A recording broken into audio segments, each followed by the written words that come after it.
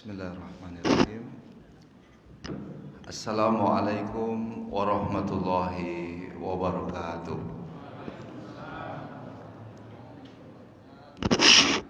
Innal hamdalillah nahmaduhu wa nasta'inuhu wa nastaghfiruh wa na'udzu billahi min shururi anfusina wa min sayyiati a'malina. May yahdihillahu fala mudhillalah wa may yudhlil fala hadiyalah. Asyhadu an la ilaha illallah wahdahu la syarikalah wa asyhadu anna Muhammadan abduhu wa rasuluh.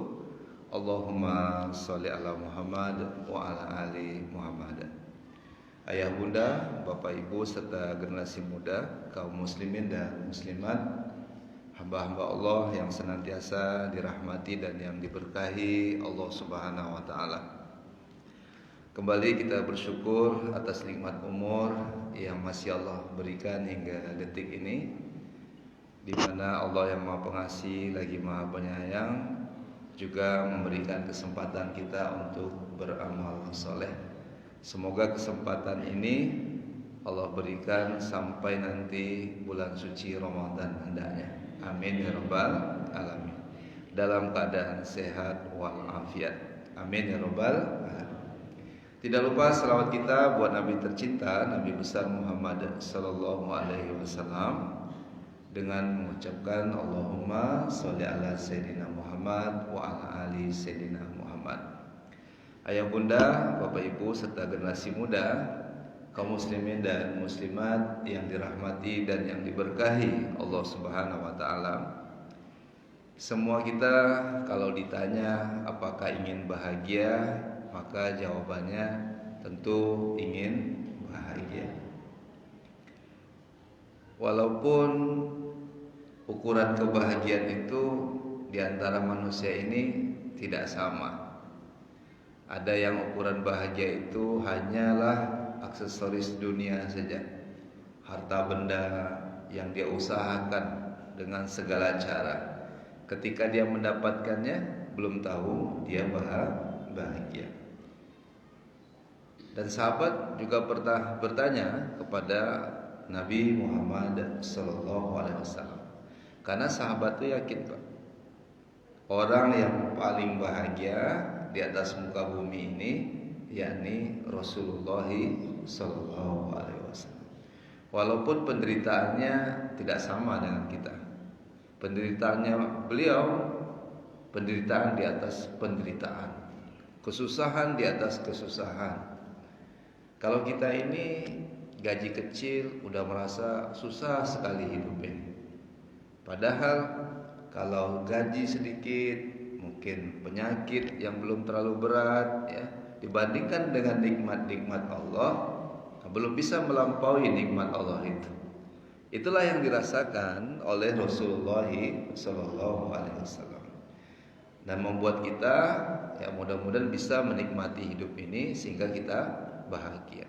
Nah, sahabat terus mencari ya jalan-jalan kebahagiaan hidup itu. Nah, tadi saya mendapatkan satu buku yang baru saya baca, dan penulisnya ini juga seorang ulama, dan tentu kita rindukan kehadirannya. Cuman dunianya sudah berbeda. Dia sudah berada di bawah tanah, sementara kita masih di atas tanah. Tapi semua kita juga akan berada di bawah tanah. Tinggal menunggu jadwal saja, Pak. Kalau tanggal 14 Januari yang lalu 2021 adalah giliran Syekh Ali Jabir, maka satu saat nanti giliran Bapak Ibu, saya dan kita semua. Tapi dia telah menitipkan satu karya ilmiah yang saya baca menarik sekali. Bahkan tadi saya bedah buku ini di channel saya ya, di Abi Yudi Official, dengan judul ya Menuju Kebahagiaan Hidup. Menuju Kebahagiaan Hidup yang ditulis oleh Syekh Ali Jabir. Nah, mudah-mudahan ibu semua, bapak-bapak semua, yang saya doakan doa yang terbaik buat bapak ibu kaum muslimin, semoga jemaah semua dalam keadaan bahagia. Amin. Tapi kalau dengar aminnya tak semua bahagia nampaknya. Kalau lihat wajah-wajahnya nampaknya tidak semua bahagia. Ya, kadang kita ini sering berpikir ya Pak, yang belum kita punya. Ya, itu yang membuat kita keluh kesah. Keinginan kita banyak, kita belum punya, kita nggak sabar. Itu yang membuat kadang kita nggak bahagia. Lalu kita lupa mensyukuri yang ada gitu. Ya, mensyukuri bisa sholat berjamaah, mensyukuri bisa hadir di majelis ilmu ini. Nah, di buku ini Bapak dan Ibu, si Ali Jabir menuliskan 23 kunci kebahagiaan hidup itu. Nah, kalau saya bahas ke-23-nya, insya Allah besok maghrib baru selesai. Silakan saja membeli buku ini, tapi satu persatu coba kita ambil ya, mana yang baiknya. Dan ini kalau kita diskusikan, semoga menjadi amal jariah buat beliau yang telah menuliskan buku ini. Kita juga termotivasi nih Pak, kira-kira karya kita apa ya. Ini tim media di Masjid Muhajirin ini udah banyak karyanya, sudah banyak upload video-video Ustadz dengan teknologinya, sehingga saya juga ikut-ikutan sekarang dakwah digital ini. Mungkin sebagian Bapak Ibu sudah mulai nulis buku kayak Buya Hamka. Kalau meninggal dunia, maka ini menjadi karya yang terus mengalir untuk kita semua, bermanfaat untuk anak cucu kita. Nah, apa yang beliau tulis diantaranya mengatasi berbagai masalah dan mewujudkan hajat itu. Nah, kita ingat ayat ya, Allahus Samad. Jadi kenapa Al-Fatihah itu sangat utama? Karena ya ini terkait dengan akidah tauhid Pak ya. Jadi kalau kita membaca muawizat diantaranya Al-Ikhlas, nah si Ali Jabir nyuruh kita kalau mau banyak ya dimudahkan hajat itu biasakan membaca 3 kul itu menjelang tidur. Di samping kita menjaga wudhu kita. Makanya kalau ulama itu kalau lihat wajahnya teduh Pak, wajahnya tuh adem. Karena kalau putus wudhunya wudhu lagi. Jadi Bapak kalau main domino putus wudhunya wudhu lagi. Iya, kalau main domino putus wudhunya izin ya, mandan ya, izin saya wudhu lagi gitu. Itu domino syariah. Ya. Nah, yang jelas untuk aktivitas yang positif tentunya. Lalu dia menyarankan membaca ya yang tadi ada Allahus Samad, ya tempat meminta hajat. Nah, kemudian dia mengutip dari satu hadis riwayat Abu Daud di sini, ya. Bagaimana bunyi hadis ini? Saya hanya membacakan Pak ya, apa yang ada di buku ini. Ya, man lazimal istighfar, ya, ja'alallahu lahu min kulli dzikr. Ya, barang siapa yang melazimkan ya istighfar, maka Allah mudahkan segala urusannya. Urusan kita banyak. Pagi ada urusan, siang ada urusan, sore ada urusan, malam juga ada urusan. Tapi istighfarnya kadang malam aja, kadang pagi aja. Seharusnya iya, setiap saat kita beristighfar. Setiap saat kita istighfar. Pagi istighfar, ya tengah hari istighfar, jelang asar istighfar, habis asar istighfar. Dan Bapak Ibu telah melakukan itu. Bapak telah melazimkan istighfar itu. Mau yang panjang, mau yang pendek. Kapan waktunya? Habis sholat minimal 5 waktu. Subuh, ya kadang duha istighfar lagi, ya zuhur nanti belum sholat rawatibnya, asar, maghrib, lalu isya, sholat malamnya, istighfar. Apa persiapan jelang Ramadan ini Pak? Ini pertengahan Saban udah lewat. Ntar lagi nih ke penghujung Ramadan. Maka ulama menyarankan banyaklah bertaubat. Persiapan menjelang Ramadan tiba dengan memperbanyak istighfar. Banyak istighfar Pak. Syaban, ya. Wabil asharihum yastaghfirun. Rasulullah itu di waktu fajar banyak istighfar. Ibu-ibu nanti sahur jangan nonton sinetron. Ibu-ibu jangan nonton film Korea. Sahur itu banyak istighfar. Ternyata enggak ibu-ibu aja Pak, bapak-bapak nonton film India nih waktu sahur itu, ya. Kita diet TV, kita matikan semua alat elektronik itu, perbanyaklah kita istighfar. Dengan kalau tadi Sayyidul Ayam induknya hari, maka ada Sayyidul Istighfar induknya istighfar. Lazimkan Allahumma anta rabbi la ilaha illa anta khalaqtani wa ana abduka wa ana ala ahdika wa wa'dika mastata'tu a'udzubika min syarri ma sana'tu abu laka bi ni'matika alayya wa abu bi dzambi faghfirli fa innahu la yaghfiru dzunuba illa anta. Yang belum hafal, download di Play Store. Judulnya Zikir Pagi dan Petang sesuai sunnah, atau Zikir Pagi dan Petang, atau Al-Masurat. Ada di antaranya Sayyidul Istighfar. Bisa di-download. Ini Sayyidul Istighfar tidak ada di handphone, Pak. Lagu dangdut sebanyak-banyaknya. Yang merasa delete lah malam ini itu semua, lalu kemudian ambil yang berfaedah untuk kita. Ini bekal. Syekh Al-Jabir ini saya rasa udah ngamalin, Bu. Makanya dia tulis. Usianya sama dengan saya. Dia meninggal usia 44 tahun, ya. Tanggal 14 Januari 2021, 44 tahun. Tapi saya rasa amalannya sudah banyak. Dan diantaranya dia adalah penghafal Al-Quran dan seorang hafiz, Pak. Seorang hafiz.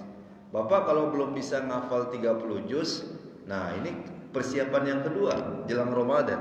Mali, persiapan harta. Bapak antarkan mushaf Al-Quran, ibu antarkan mushaf Al-Quran di pondok-pondok tahfiz Quran, di masjid muhajirin, di pesantren, dimanapun. Ternyata dari Quran yang bapak ibu wakafkan itu ada yang jadi hafiz Quran seperti Syekh Ali Jabir, maka mengalir juga pahalanya buat kita. Nah, ini persiapan kita lah ketika kita berada di bawah tanah itu. Nah, bapak dan ibu, selain dimudahkan urusannya, kemudian diangkat segala kesusahannya dan didatangkan rezeki dari arah yang tidak disangka-sangka. Enak, Pak, ya? Dimudahkan urusannya, kemudian dihilangkan kesusahannya. Yang ketiga, dibukakan pintu rezeki dari arah yang tidak disangka-sangka. Maka banyak istighfar. Selain itu menghapuskan dosa-dosa kita, ya. Kira-kira dosa kita banyak apa sedikit, Pak? Kok sebelah sana semangat nyebutnya? Bukan bangga ayah di sana, tapi dia menyesali. Betul, Pak, ya? Kalau tahulah kita nikmat sholat berjemaah nih, mungkin waktu SD kelas 1 sudah sholat berjemaah kita, ya, Pak. Bayangin sama Bapak. Bapak usia 70 dari SD sudah sholat berjemaah. Tapi sholat berjemaah ini pas pensiun pula. Banyak orang pas pensiun baru dia sholat berjemaah. Nah, Bapak dan Ibu, kita lanjutkan dari tulisan Syekh Ali Jabir ini. Nah, termasuk beliau menyarankan kita, ya, memang menjaga waktu sholat berjemaah itu di masjid. Dan alhamdulillah pemerintah sudah mengeluarkan taklimat, yakni sholat tarawih itu kembali dibuka, ya, Pak, Ramadan. Tapi itikafnya saya belum tahu. Semoga tetap sama, ya. Alhamdulillah. Nah, tapi kita yakin bahwasanya, ya, kalau kita tingkatkan iman dan imun kita, kalau kemudian dengan vaksin yang halal, nah insya Allah kita dalam kondisi yang baik-baik saja. Tapi kalau terlalu khawatir, itu yang membuat imun kita lemah, ya, Pak. Nah, kita yakin, ya, masjid inilah yang menguatkan imun kita. Dan kita yakin yang mencabut nyawa kita, tolong digaris bawah ini jemaah, yang mencabut nyawa kita virus corona atau malaikat maut, Pak? Nah, benar itu benar, Pak. Yang mencabut nyawa kita atas izin Allah malaikat maut. Bapak pernah ketemu malaikat maut, Pak? Belum. Tapi ada orang menggantikan peran malaikat maut dengan corona. Itu harus diluruskan lagi akidahnya itu. Enggak terkena COVID pun, Pak. Tidak terkena COVID pun pasti kita meninggal, Bu. Benar ya, Bu Dokter, ya? Kalaupun enggak sakit berat, sakit ringan, ataupun enggak sakit, pasti berjodoh dengan kematian. Pasti itu. Tapi jangan diganti peran malaikat itu dengan corona. Yang cabut nyawa manusia corona enggak. Malaikat maut sudah sampai usianya atas izin Allah Azza wa Jalla. Betul, Pak? Nah, kita tidak akan bergeser dari sholat ini. Gara-gara corona lalu orang enggak sholat. Enggak. Justru kita kuatkan, kencangkan sholatnya. Gitu. Jadwal imsak ya kita tahu. Tapi jadwal kematian kita enggak tahu.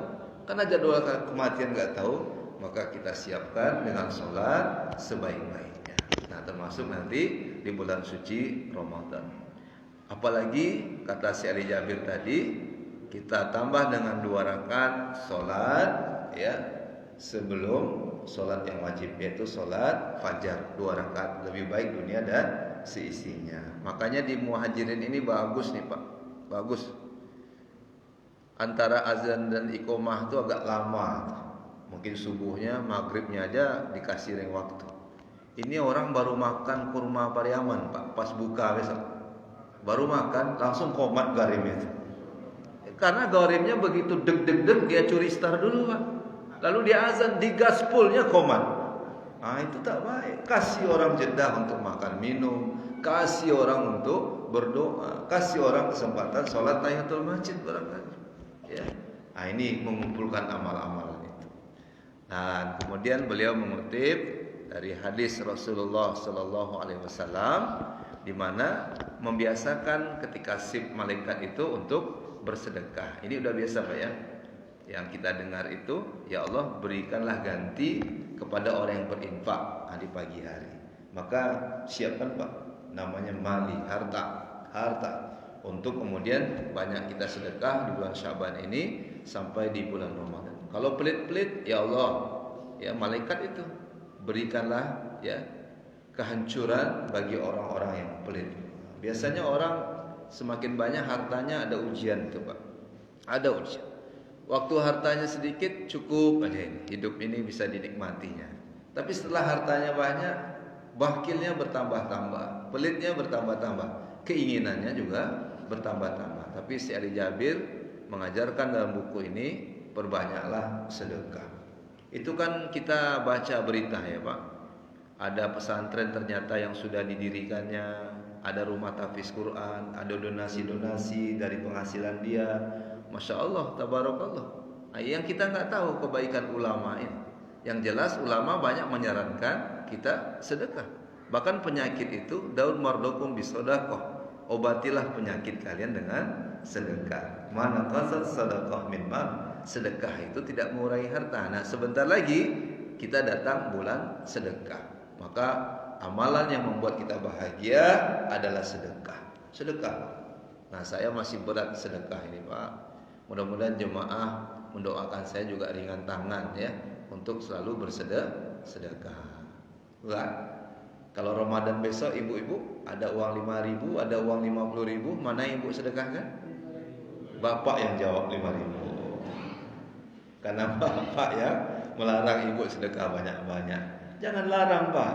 Ibu udah semangat 50.000, gaspol Ramadan. Ini ada orang menyebutnya Ramadan akhir zaman. Sebenarnya kita nggak tahu kapan kiamat itu tiba. Tapi kan sunnah juga menganggap Ramadan ini adalah Ramadan terakhir dalam hidup kita. Betul Pak?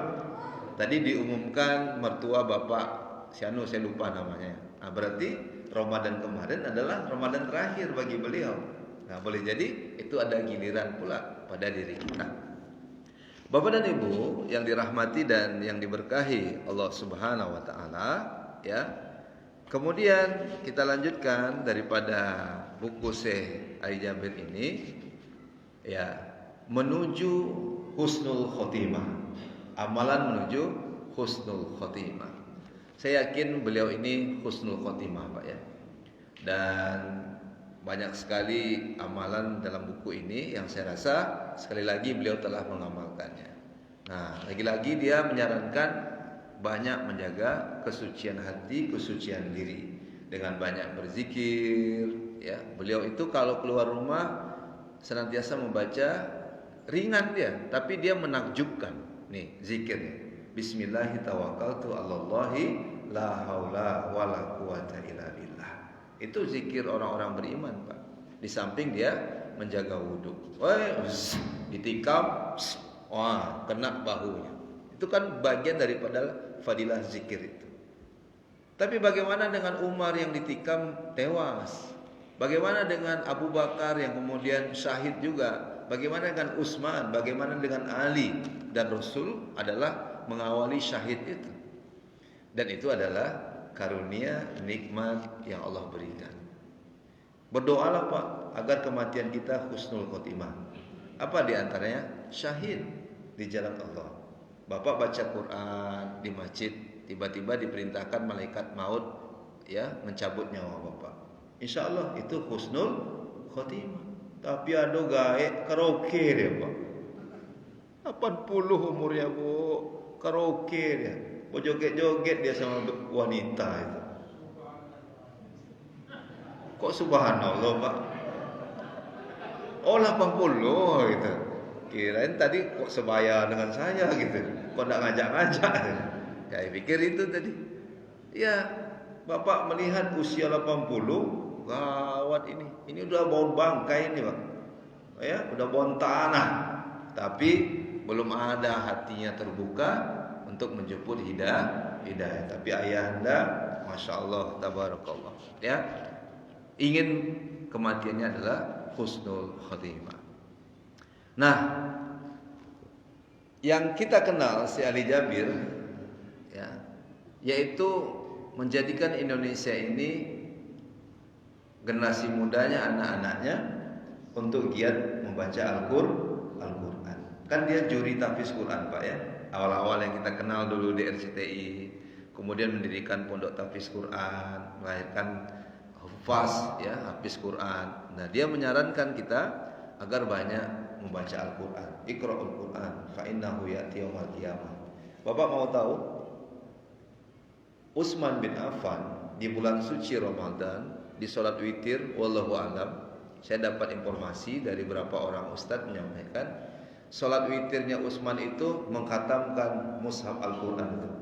Salat witir.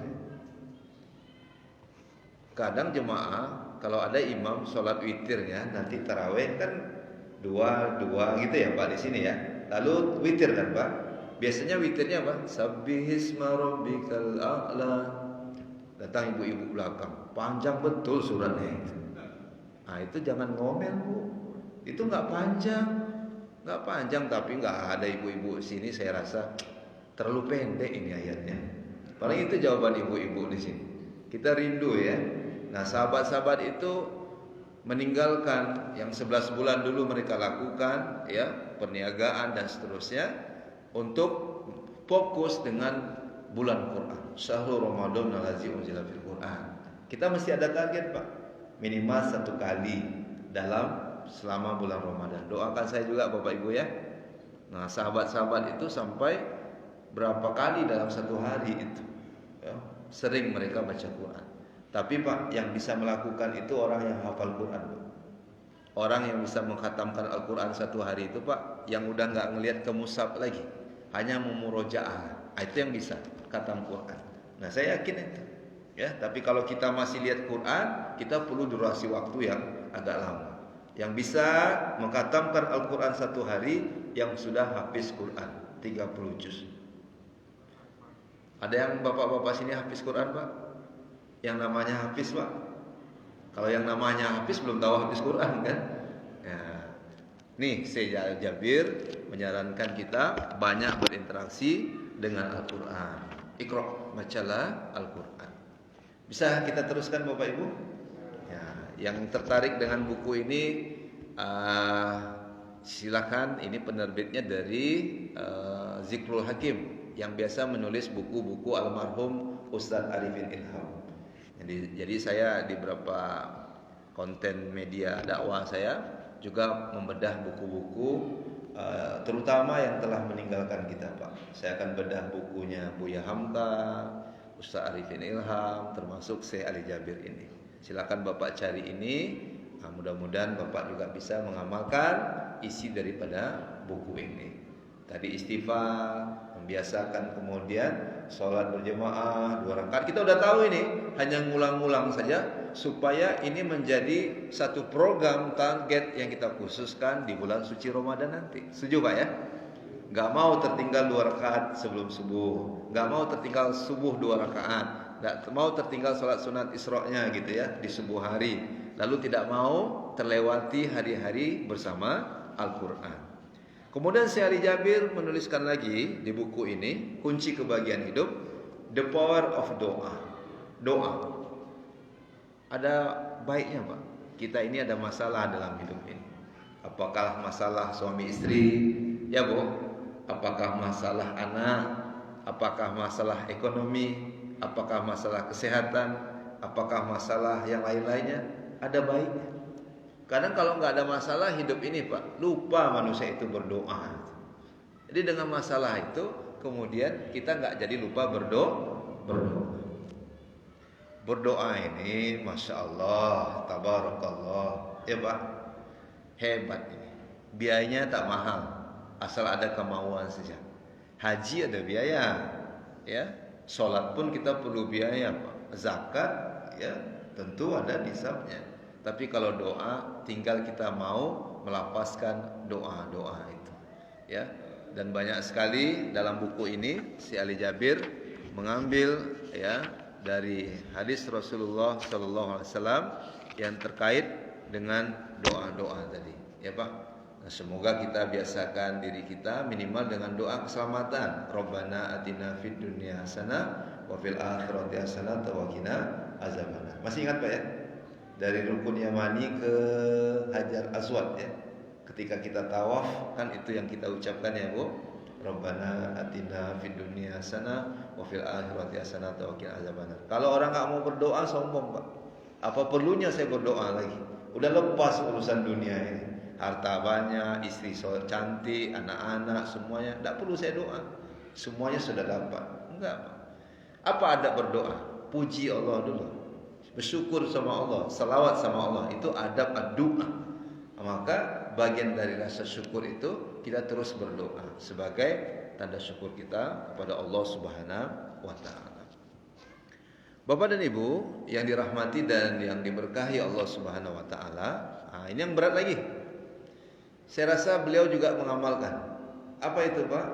Dalam buku ini, di antara kebahagiaan hidup itu ada amalan yang mudah menurut beliau, tapi berat menurut saya. Membiasakan membaca surah Tabarakalladzi biyadihil mulku wa huwa ala kulli syai'in qadir. Ayatnya berapa ini Pak? 30 ya.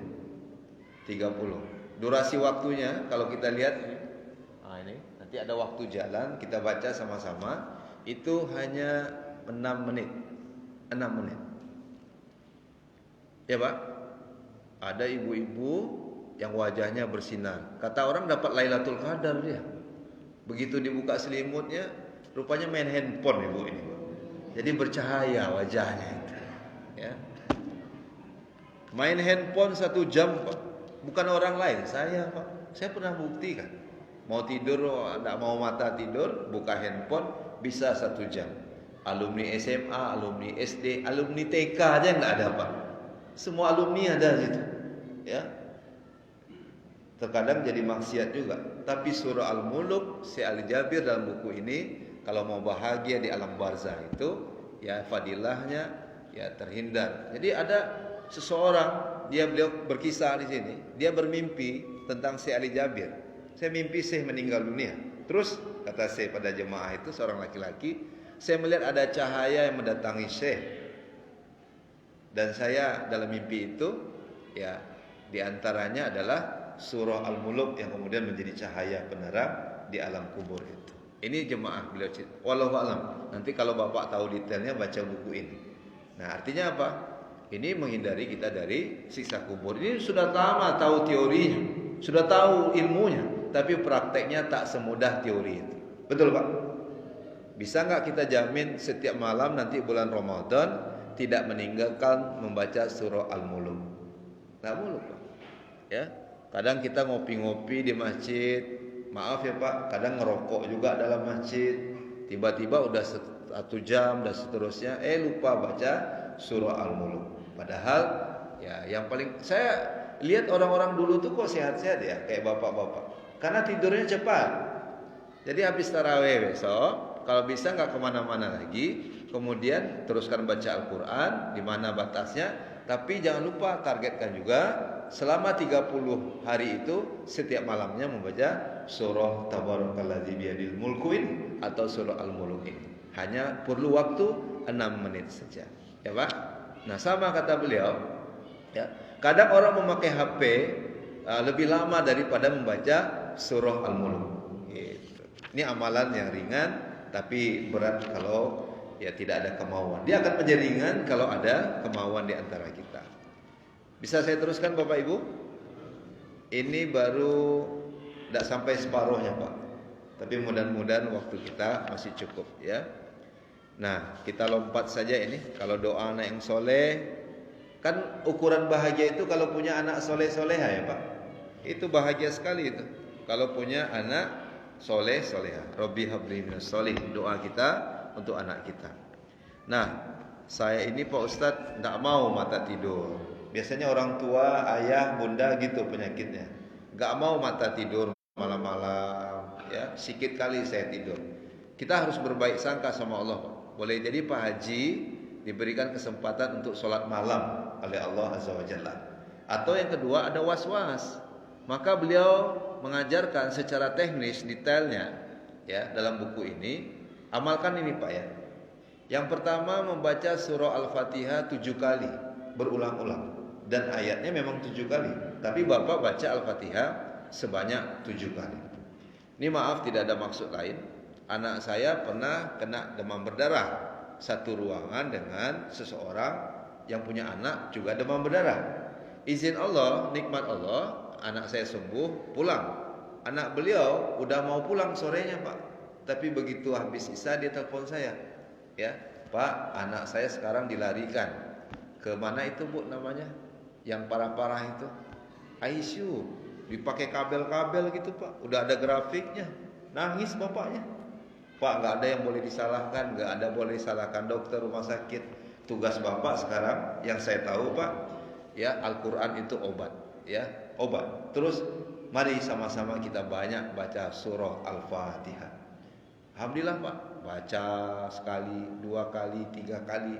Semoga saya terhindar dari riya ya Pak.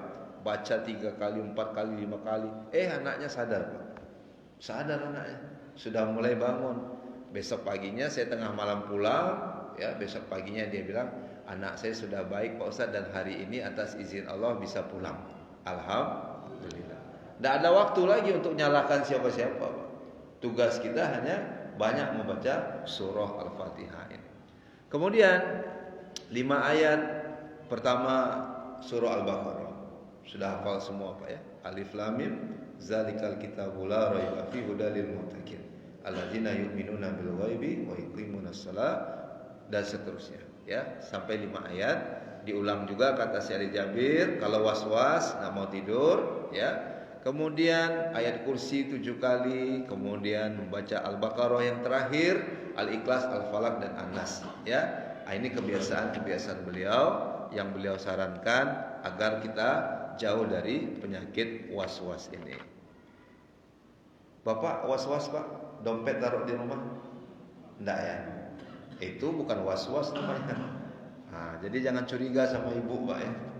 Nah, jadi ada juga suami yang was-was Pak naruh dompet di lemari. Ya.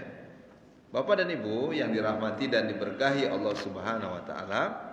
Kemudian dari isi buku ini beliau menyatakan menggapai kemuliaan dengan taubat. Ternyata bahagia itu dengan banyak taubat itu.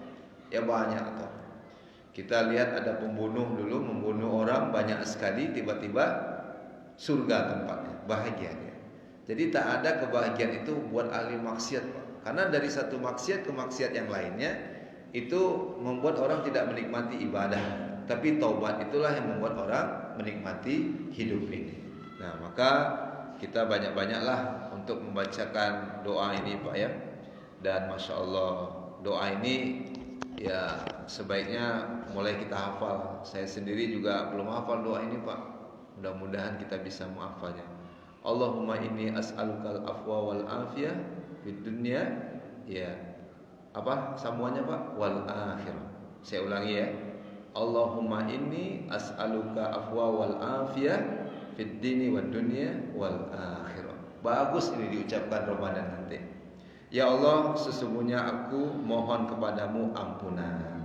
Bulan ampunan sebentar lagi. Bapak ucapkan doa ini ya. Ya Allah, aku sesungguhnya memohon ampun kepadamu dan ya keselamatan dalam agama, kehidupan dunia dan akhirat. Nah, insyaallah semoga kita tidak lepas untuk mengucapkan doa taubat ini, apalagi di bulan taubat yaitu bulan suci Ramadan. Banyaklah mengucapkan doa tersebut. Kemudian yang berikutnya Perbanyak sujud Pak, karena keutamaan sujud itu luar biasa. Tempat yang paling rendah adalah di lantai ini, ya Pak. Maka ketika seorang hamba bersujud yang merendahkan diri kepada Allah Subhanahu wa taala, artinya tidak ada yang lebih besar, lebih agung, lebih perkasa daripada Allah Subhanahu wa taala. Jadi kalau ada orang pangkatnya tinggi, dia muslim, jabatannya tinggi, hartanya banyak, tak mau bersujud dia, maka dia adalah orang paling sombong itu. Firaun itu kan tak mau sujud tuh masalahnya. Dia mengatakan qala ana rabbukumul a'la, aku Tuhan yang paling tinggi. Bahaya ini. Karena dia punya segalanya. Seharusnya di waktu sujud itulah kita lamakan, kita merasa rendah di hadapan Allah Subhanahu wa taala. Sudah habis waktu kita Bapak Ibu? Sudah ya? Masih ada separuh lagi Pak. Baik, kita bisa sambung pada waktu berikutnya kalau memang masih terkait dengan buku ini. Nah, mudah-mudahan apa yang saya sampaikan ini bermanfaat. Saya tutup mungkin dengan 3 hal saja ini ya, yang membuat amalan Bapak Ibu ya insyaallah dari buku Syekh Ali Jabir ini agar hidup tidak merugi. Ini terakhir Pak ya, sedikit waktu lagi. 3 amalan agar hidup tidak merugi. Apa yang pertama, perbanyaklah interaksi dengan Al-Quran. 1 kata beliau. Yang kedua, dirikanlah sholat. Manusia ini kan banyak berkeluh kesah. Innal insana khuliqan halu'an. Banyak berkeluh kesah, tapi ilal musallin. Banyak sholat Pak, banyak sholat. Yang ketiga, banyaklah kita sedekah. Nah intinya ya, yang pertama adalah baca Quran, yang kedua memperbanyak sholat, yang ketiga yaitu banyak sedekah. Insya Allah kita tidak akan pernah merugi dalam kehidupan ini. Semoga kita bisa amalkan apa yang telah almarhum tinggalkan dalam buku ini menuju kebahagiaan hidup. Intinya memperbanyak amal soleh di bulan Syaban ini sampai hendaknya di bulan suci Ramadan nantinya. Amin ya rabbal alamin. Lebih dan kurang saya minta maaf. Mudah-mudahan